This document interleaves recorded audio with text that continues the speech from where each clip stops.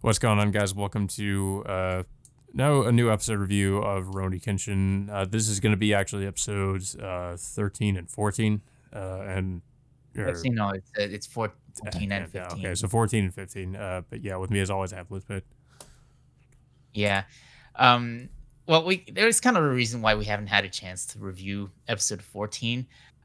It was like a Yahiko focused episode, but it mostly kind of felt like you said earlier before the recording, that it felt more like a filler episode, if anything. Yeah, I mean I can't say whether or not it is. I mean, supposedly this adaptation is trying to be more faithful to the manga, so I'm gonna go ahead and assume it's probably not. Um, but yeah, it felt like it was not that it's a bad episode, but it's not really a it's mostly focused on Yahiko. I mean, um, I do like at least how it seems like they're trying to have Yahiko be more involved and have him be. I mean, I guess a somewhat less annoying character than he seemed to be in the original series because I remember people had some complaints about him in the original series about like, and he didn't seem like he really was that heavily involved in what in the plot. But it seems like in the new anime they're I not. I mean I mean he was involved in helping Kenshin and Sanosuke uh like, well, during the events of the last arc in which they were trying to save Megumi from Conryu at the time. Of course, Yahiko, couldn't do much of anything. Just um, I, I don't know, Uh, like, he seemed somewhat experienced with some of his sword training during his time at the dojo so well, yeah, far. no, I'm But saying it like seemed, compared to the to how he was in the original and I guess the Mhm. movies to some extent. Um, Yeah. But yeah, this is what's notable about this episode is uh was so what happened is in this episode is Yaiko, like, it, goes on like these frequent absences from his classes, and Kenshin, Kaoru, and Sanosuke are curious about like why he's like MIA for most of that time. So they end up following him at one day, and they find him working at that the restaurant they usually go to. Um, and we see Yaiko basically just helping work in the restaurant alongside this girl named Subame. Um, However, it's also revealed that this Subame girl is being forced to help like these thieves like get a copy of a key to rob the restaurant. yeah. Um, and apparently the reason I guess is because I think it's something to do with like her family is indebted to him or something for uh or they were like I guess beneath their families or something like that. Mhm. Yeah. So eventually Yaiko manages to catch up to her, and he initially ends up fighting off some of these goons, like, somewhat successfully, before like one of the leaders like employs like a dirty trick against him by tripping him up, and they end up basically just beating him down in the ground. And despite like Kaoru and Sanosuke having an opportunity to help him out, Kenshin convinces them to let Yagiko handle things on his own, because he realizes that uh, that Yagiko needs to deal with this problem on his own rather than receive help. At least that's assuming like Kenshin realizes that what Yagiko really wants. Yeah. Um, yeah, so Yaiko kind of has to try to figure things out and by himself here, I guess. Like Kenshin just wants him to, I mean, I can see where Kenshin's coming from because, of course, Kaoru wants to help him, but Kenshin says, that he should just let Yahiko do what he thinks is right. Um, but uh, yeah, it's for the most part like Kenshin and Sanosuke and Kaoru are just sort of watching Yahiko and because they had, because it's like you said, they were wondering where he was going in the beginning of the episode, and they kind of end up following him around and follow him throughout this ordeal, I guess you'd say, um, with this group, and yeah, Yeah. Yeah, so eventually the next day, Yahiko asks Kenshin, asking him for help if he has any ideas in fighting off several opponents at the same time, because he's seen Kenshin fight off multiple goons by himself, multiple occasions. But he's wondering like on how he can employ that tactic on his own. So Kenshin, of course, it gives Yaiko some tips before like the next night. Yaiko faces off against the thieves again and decides like he employs like the tactic that Kenshin gives him, basically just running away and taking him to this like this narrow alleyway in which Yaiko is able to defeat like several opponents one at a time. Yeah, which is actually a fairly clever strategy. And I think the leader also kind of realizes what he's doing. But he tries to take down Yahiko by using a move he had used earlier, which is like some kind of low like sweep, I guess, with his sword.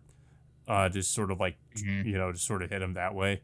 And Yahiko like just narrowly avoids it by like I guess stepping on the blade and countering with his bamboo sword by like whacking him in the head. Yeah. Yeah. So he does manage to, to successfully beat the thieves by himself, but not before finding out that Kenshin and the others have been spying on him for the entire time. Eventually, like, of course, Aiko is of course initially like, upset about this, but he of course opens up as to why he's been working at the restaurant the entire time. Basically, he's saving money to buy his own sakaboto, like Kenshin's, who of course Kenshin tells Yaiko that buying something like this is pretty expensive, but nevertheless, like Yaiko is determined to try to make enough money to buy a sakaboto of his own. Yeah. Yeah, because I guess Yahiko is really inspired by Kenshin, or kind of in a way I guess he kind of wants to be like him. Mhm. Yeah, so that was pretty much the episode. I mean, it wasn't too bad. I mean, it didn't really move much of the plot forward. I think it was just mostly developing Yahiko's character a bit, considering that he doesn't really get involved a lot with the, some of the major plot lines. Sometimes like he would be somewhat of a comic relief character here and there. But yeah, I think this episode did.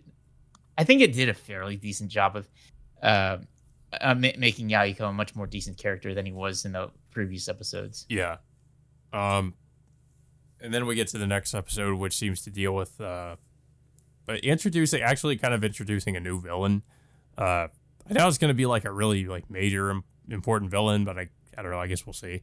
But he shows up and he's basically like going around like challenging these different dojos, mainly because he believes that that swordsmanship has or he doesn't want a certain kind of swordsmanship to be taught. He only thinks that it should be like one way. So he's sort of going around and getting rid of the dojos that don't really like follow that test style. Basically, this new character named Red Judah, he feels like swordsmanship since the start of the Meiji era has diminished since then, and he feels like he wants to revive the old ways, of killing of swords. So he goes to this dojo in which Kenshin Kaoru end up visiting, and and there, of course, like Kaoru is acquainted with the headmaster of this dojo. So Ray Judah ends up interrupting like a training session at one point and challenges the headmaster of this dojo. Unfortunately for the headmaster, he gets easily beaten by this guy. Basically, just having like his left shoulder shattered, just by a simple bamboo sword. Yeah, he loses pretty much immediately. And then of course Kenshin, Kaoru at first challenges him, but Kenshin takes over and decides to take him on. And they of course he wants to fight with real swords, but Kenshin insists they fight using the bamboo swords. so they end up fighting, and Kenshin ends up like dodging some of his attack of his blows, which one of them ends up like shattering the floor, and another one I think shatters the window or part of the wall. Uh, and Kenshin's I think Kenshin's bamboo sword ends up getting shattered too.